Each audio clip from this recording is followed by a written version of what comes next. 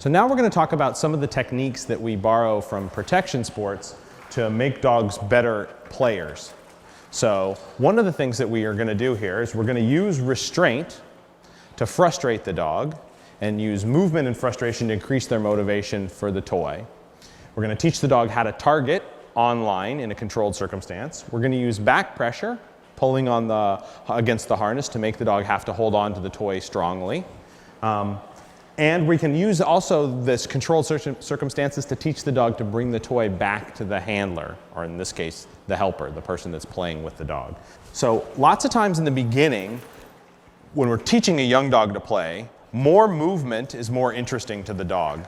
And so what we want to do is sometimes we want to put the toy on the end of a line so we can make increased movement. If I have the toy in my hands, in order to make the toy move, I have to move. And so in order that I don't have to run around as much, then I'll put the toy on the end of a leash frequently when we're starting. The better and more motivated the dog gets to play, the less motion will be necessary and the less I'll need this. The other thing that I'm going to do is you'll hear me when I do this. This is another place we reinstall our auditory stimulator. So while I'm teasing the dog, I'll make little noises that I can later on use to stimulate the dog. You got her?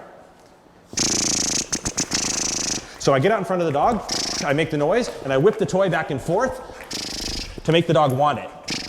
And when the dog's chasing it, I back and forth. And when I see the dog putting in really good effort, I'll take it off, I move up close, I make the dog miss, and then bang, I let the dog grab the toy. So I'll step side to side, and I'll make the dog miss that toy, and then I'll bring it back. Then at this point, I pull against the harness for back pressure so that the dog has to hold on. If the dog doesn't hold on, it'll slide off, and I can frustrate the dog. So, and then here, when I give the dog the toy, he'll run the dog in a circle, and then back to me to play again. So don't feed the line out, keep it the same length. So as you come back around. So the dog can learn that bringing the toy back to the person is fun. And I play with her when she brings it back. Right? Okay, you want to pull on the harness hard, walk up the line, come all the way up to the dog.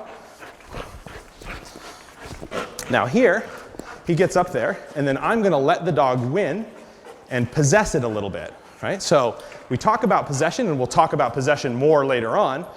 But in the beginning, I want to let the dog win and hold on to the item a little bit, partially to reinforce their effort, and partially to find out how badly or how interested in the object they are, because it's a diagnostic tool that helps me tell how I'm going to train this dog. And if a dog really wants to hold on to the toy a lot and doesn't want to give it up, I do less possession work.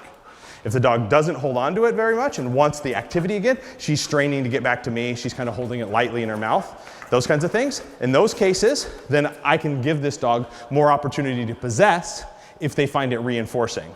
With possession, we always want to balance the amount of possession with the amount of interaction. Our goal is to make it an interactive reward system, so I don't want to overdo the possession.